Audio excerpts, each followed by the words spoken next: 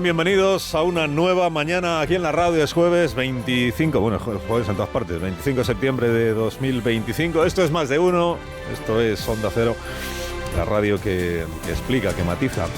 Sí, déjeme que les cuente una historia que es muy corta. Érase una vez un hombre profundamente enamorado que vivía con impotencia el fango que sobre su esposa esparcían día sí y día también asociaciones ultraderechistas, medios de comunicación ultraderechistas y una oposición ultraderechista que jamás aceptó el veredicto de las urnas. Bueno, la historia de hoy ya se la saben, o sea que igual no hace falta que se la cuente. Esto es lo que escribió el presidente en aquella carta que dirigía a los españoles en abril del año 24. El presidente enamorado sufría, y con razón, por su esposa, y necesitaba parar 5 días, ni uno más ni uno menos 5, para preguntarse a sí mismo si merecía la pena continuar, sabiendo del daño que ella padecía a consecuencia del empeño por derribarlo a él. La imputación de Begoña Gómez. La primera imputación de Begoña Gómez por tráfico de influencias en abril del año 24 sacudió el Palacio de la Moncloa, sobre todo la parte del palacio destinada a residencia familiar, puso patas arriba a la vida pública española e hizo creer erróneamente a la dirigencia del Partido Socialista que se iban a quedar sin líder. Huérfanos de faro progresista, de profeta, de capitán de barco. Decían, a ver si se nos ha ido la mano con el hiperliderazgo, decían entonces en el PSOE, cuando creían que era verdad, que Sánchez se planteaba marcharse, ¿no? Decían, igual el Partido Socialista debería ser algo más que Pedro, ¿no? Decían entonces, hace un año y medio. Fue un espejismo todo. Y duró, 5 días.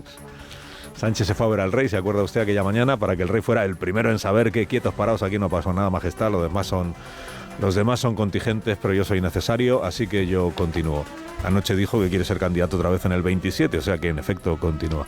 Bueno, lo que vino después de aquella primera imputación de Begoña Gómez y de la carta a los españoles y todo lo demás, lo que vino después fue la matraca aquella que nos dio el gobierno con la máquina del fango, el empeño en situar a media profesión periodística en la fachosfera y una operación poco disimulada para señalar a todo juez que investigara a personas cercanas al presidente como prevaricador, activista, ultraderechista, antisanchista e integrante, por supuesto, de la gran conjura universal contra el sufrido presidente deshumanizado y víctima. La verdad es que cuando empezó todo este asunto de Begoña Gómez, que fue en el mes de marzo del año 24, con las primeras informaciones tras la detención de Koldo y de Aldama, nadie esperaba que un año y medio después aún estuviéramos con el caso sin terminar de investigar y con la esposa imputada a la espera de ver en qué queda su futuro incierto. Las primeras informaciones fueron sobre la relación de Begoña Gómez con Air Europa y Víctor de Aldama. La primera imputación fue por las cartas de recomendación a una empresa de Barrabés. Luego el juez añadió lo del software del máster de la Complutense y su explotación comercial, la apropiación indebida. Luego añadió lo de la utilización de la asistente de Moncloa para gestiones particulares, que esta es la malversación. Así fue engordando la lista de posibles delitos. Del tráfico de influencias inicial, la corrupción en los negocios, a la apropiación indebida, la malversación y el intrusismo. Y a lo largo de todo este año y medio, la Audiencia Provincial de Madrid tuvo que reconvenir al juez Peinado más de una vez para que se centrara. El Tribunal Supremo tuvo que corregirle recientemente cuando se propuso investigar al ministro Bolaños sin llegar a concretar exactamente por qué quería investigarle, ¿no? Es que estaba en la Moncloa cuando contrataron a la asesora. Dice, bueno, ¿y qué? El juez Peinado ha sido el peor defensor de su propia causa. Por la investigación a menudo errática, por la interpretación torcida que hizo de la declaración de al menos 2 testigos, uno de ellos el ministro Bolaños, por la alusión recurrente a Air Europa cuando la audiencia ya le había dicho que por ahí no, por esa forma de escribir que tiene en la que no hay manera a veces de entender qué es lo que... y por algunas decisiones que ha ido tomando el juez y que es verdad que han revelado una cierta animadversión a su investigada y a quienes la amparan, ¿no? La última decisión es esta de citarles el sábado que viene por la tarde a los procesados para informarles de su situación y de que será un jurado popular quien emita en su caso veredicto sobre la malversación. Sábado por la tarde. Bueno, quien emita en su caso, digo, un veredicto sobre la malversación porque todavía caben recursos, como siempre, claro, y por tanto todavía cabe, como hipótesis al menos, que la Audiencia Provincial de Madrid deshaga estas nuevas decisiones. Pero bueno, el hecho es que el caso ha llegado hasta aquí. Y que salvo sorpresa va a desembocar no en un juicio sino en 2, el de la malversación y el de los otros delitos. Al juez se le deben achacar porque los ha tenido patinazos clamorosos en la instrucción. Se le puede achacar, porque ha dado algún signo de ello, de un empeño excesivo en demostrar que en su juzgado se hace lo que él dice. Pero el hecho, de nuevo, el hecho es que el caso ha llegado hasta aquí sin que los órganos superiores a ese juez de instrucción que han ido resolviendo los recursos hayan visto razón para archivarlo todo. Y el caso ha llegado hasta aquí con el gobierno presionando desde el primer día, que eso también es un hecho, pressing declarativo, sin tregua, para que la investigación se cerrara, para que el juez fuera desacreditado y para que Begoña Gómez fuera exonerada.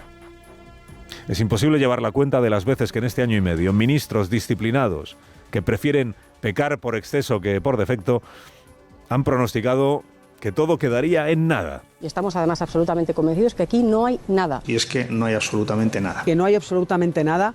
Alguien, algún órgano superior de justicia, ponga sentido común y bueno, cierre una investigación que no tiene ni pies ni cabeza. Cada vez estoy más convencido de que el tiempo pondrá las cosas en su sitio. Pues el tiempo ha ido pasando. Estas son declaraciones de hace más de un año. El tiempo ha ido pasando y los órganos superiores a los que aludía el abogado ministro Óscar Puente han ido avalando las nuevas imputaciones.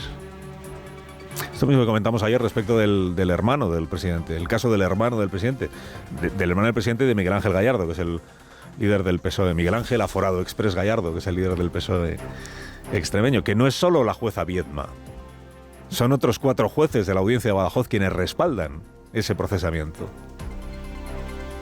Dice Gallardo a sus militantes, es que hay una minoría de jueces que hacen política, pues a usted le ha tocado el gordo, porque le han tocado 5 de 5. Pues con el juez Peinado ocurre lo mismo, es que no es solo el juez Peinado, son también los jueces de la audiencia provincial que han avalado la investigación hasta este punto al que hoy ha llegado. Los casos que no iban a llegar a ninguna parte, pues han llegado lo bastante lejos como para que ya sea muy verosímil que la esposa del presidente del gobierno de España sea juzgada por haberse aprovechado presuntamente de su relación familiar con el jefe del Ejecutivo para su beneficio personal y el de otros. Claro que es posible que el jurado o el tribunal al que le toque juzgarlo decidan que Begoña Gómez no delinquió. Naturalmente que es posible.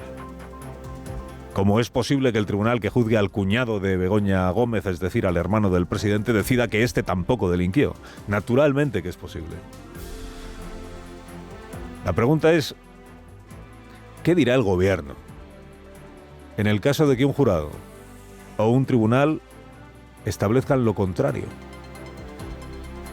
Bajo la coartada del respeto a la justicia, lo que vienen diciendo los ministros y el presidente es que la verdad solo es una. Y la verdad es que los investigados son inocentes. Y la verdad es que eso es lo que tienen que proclamar los tribunales que los juzguen. La inocencia. Lo que vienen diciendo los ministros y el presidente es que 3 jueces instructores, Viedma, Peinado y Hurtado, han abrazado la mentira en su obstinación política, abusando del poder de que disponen para hacerle la puñeta a Pedro Sánchez. El tiempo pondrá las cosas en su sitio. ¿Nos toca defender la verdad? Pues defenderemos la verdad, y la verdad es que mi hermano y mi mujer pues son inocentes.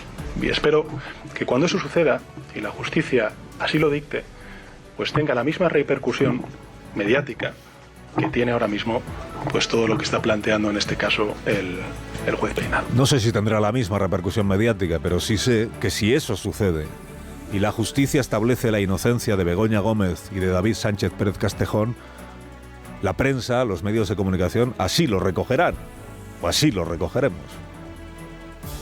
La pregunta interesante no es esa, no es qué hará la prensa, que al final es la prensa.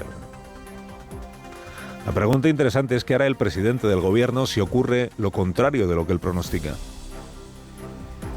¿Qué hará si un tribunal establece la culpabilidad de su esposa o de su hermano o de ambos? ¿Qué dirá entonces? ¿Que hay que respetar la sentencia y hay que cumplirla? ¿O que no hay que respetarla porque es injusta y no hay que cumplirla? Pregunta, ¿alguien cree que llegado el caso, que en el caso de que alguna sentencia sea condenatoria, ¿alguien cree que serán el presidente y sus ministros quienes rectifiquen y asuman que la verdad era otra? Muchas gracias por sus preguntas, Carlos. De nada, presidente.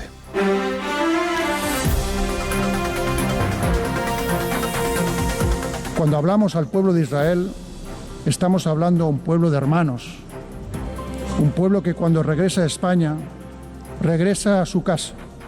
Por eso nos duele tanto, nos cuesta tanto comprender lo que el gobierno israelí está haciendo en la Franja de Gaza. Por eso clamamos, imploramos, exigimos, detengan ya esta masacre. El rey en la ONU defendiendo la vigencia de esta organización cuando aún resonaban los ecos de la intervención dinamitera de Donald Trump y reclamando al gobierno israelí que pare la masacre y que pare la expulsión de los palestinos de Gaza. El rey en la ONU dirigiéndose al pueblo amigo de Israel y haciendo explícito el repudio a la acción de su gobierno en Gaza. Preciso en los términos el rey, que es el pueblo, que es el gobierno, que es el Estado de Israel. El rey en la ONU condenando con idéntica firmeza la masacre de la que es autor Netanyahu y el terrorismo del que es autor Hamas. Y confiado en que el reconocimiento del Estado palestino contribuya a que alguna vez llegue la paz a Oriente Próximo. Condenamos rotundamente el execrable terrorismo de Hamas, pero con la misma firmeza demandamos que el gobierno de Israel aplique sin reservas el derecho internacional humanitario en toda Gaza y Cisjordania.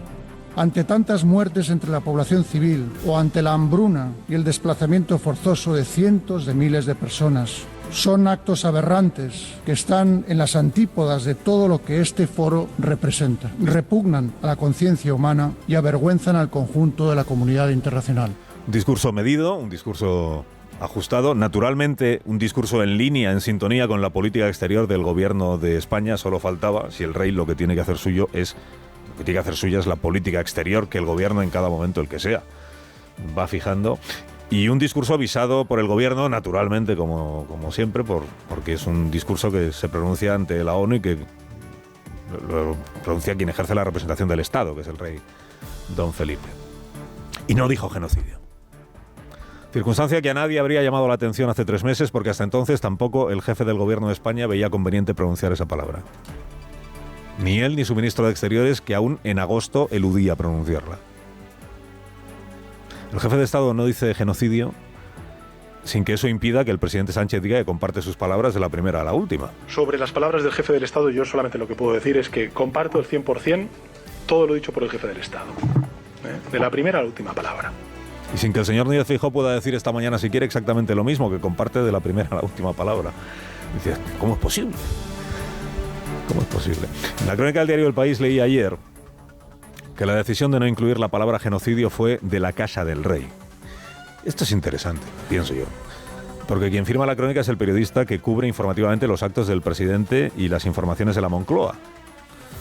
Lo que hace pensar, o me hace pensar, que la fuente no estaba en la zarzuela, sino en la Moncloa, o dicho de otro modo, que quien ha tenido interés en que se sepa que eludir la palabra genocidio ha sido cosa del rey, es la Moncloa. Ocurrió algo también interesante en la rueda de prensa, mínima rueda de prensa que el presidente ofreció anoche y en la que pudieron preguntarle Radio Nacional de España, 2 medios del Grupo Prisa y el Diario.es. Al hilo de la pregunta que se le hizo sobre el discurso del rey y sobre la palabra genocidio, añadió esto el presidente. Bueno, he visto que el presidente Rueda, ¿no?, ha dicho, lo ha calificado de genocidio, ¿no? Bueno, pues bienvenido al grupo de personas que decimos las cosas por su nombre, ¿no? El presidente gallego ha dicho genocidio y Sánchez le da la bienvenida, como si él fuera el fundador del grupo que dice genocidio, cuando es un recién llegado, por llamar a las cosas por su nombre. Queda claro el mensaje, ¿no? Quien dice genocidio llama a las cosas por su nombre, sea bienvenido. Y entonces, quien no lo dice, es que evita llamar a las cosas por su nombre. Para compartir tan lealmente el discurso del rey, no se privó el presidente de introducir esta cuñita. Está en su naturaleza. No parece que el rey sea sospechoso de congeniar con Netanyahu, ni de callarse ante los atropellos de los derechos ciudadanos en Palestina. Pero tampoco es sospechoso el rey de utilizar las palabras como herramienta divisiva. Si encuentra la manera de expresar una posición dando cabida en ella al mayor número posible de ciudadanos, esa es la manera que va a escoger para expresarla. Porque el rey no es jefe de partido, ni de gobierno, ni de bando. Es jefe de Estado de una monarquía parlamentaria en la que arbitra y modera, pero el rey ni legisla ni gobierna. Escuchas al Sina.